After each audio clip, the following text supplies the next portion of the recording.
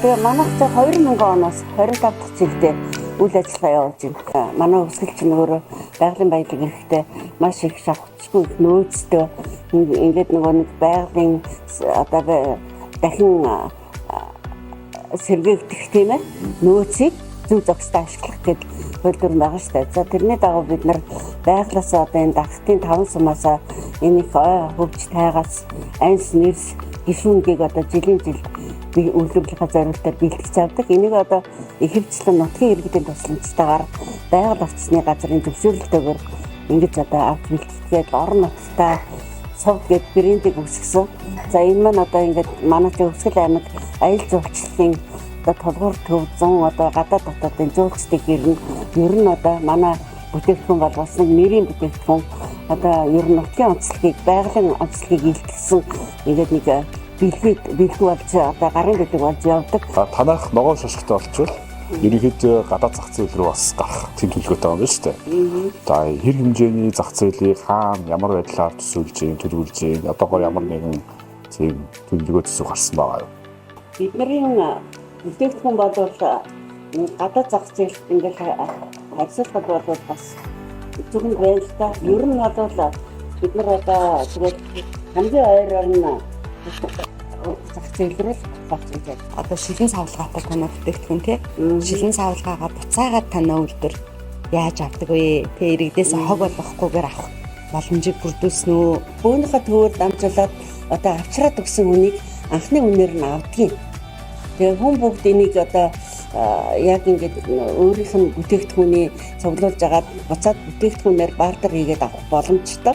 Ер нь бол манай одоо эко тэмдгийн одоо Монголын бизнес эрхлэлтэй болох гэдэг байгаа бас нэг хамгийн чухал юм бол одоо энэ шугамн одоо арга байгаа шүү дээ. Аваад ашиглаад хайдаг.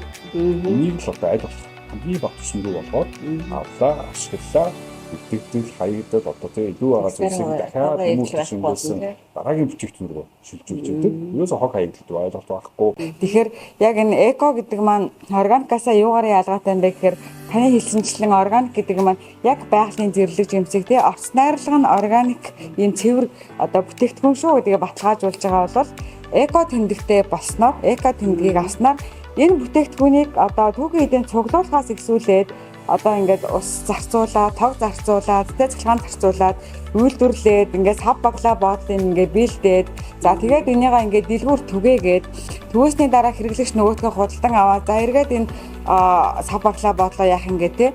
Яг энэ түүхийдээ бэлтгэхээс ихсүүлээд үйлдвэрлэж дуусаад, хэрэглэгч аваад, хэрэглэж дуусаад тэр процесстоо яаж байгаль дээлтэй байсан бэ гэдгийг нь эко тэмдэглэлт нь бол баталгаажуулж ашиглаж байгаа усны хэмжээ инфляци тавирын тооцож үзчихсэн үү? Манай хөлтөний 100 литр ус гарах хэрэглэх болов. Ягаад гэвэл энэ бүтээгдэхүүнүүдээ нөгөө усанд хийгээд чандгүй заавал нөгөө цэвэр шүүсээр нь цэвэр жимсээр нь өөрөөр нь чандаг ус маш бага хэмжээний ордог.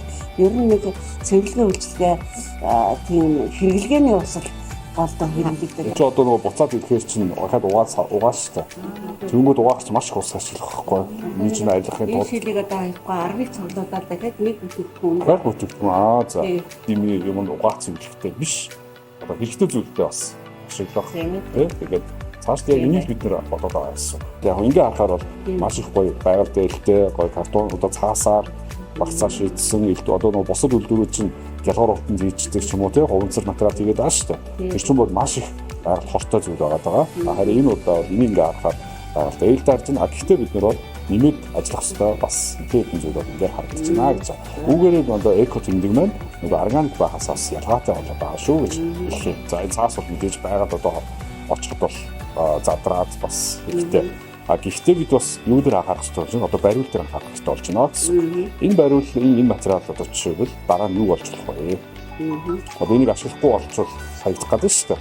Тэгэхээр яг хөө гэхээр бид нар магадгүй нутгийн одоо ургамлыг ашигласан ч гэх юм уу, нутгийн иргэдийн одоо гар урлаачдыг ашигласан бас сонирхолтой бариул болгоод магадгүй энэ савлгаагаа ашигласны дараа хэрэглэгч маань энэ бариулыг одоо өөр бий зүйлд зориулттай болгоод ашиглаад авчих юм бол энэ одоо бид нарт одоо байгальтай ээлтэй байгаа юм бас их эвлэр болно гэсэн үг болж байна.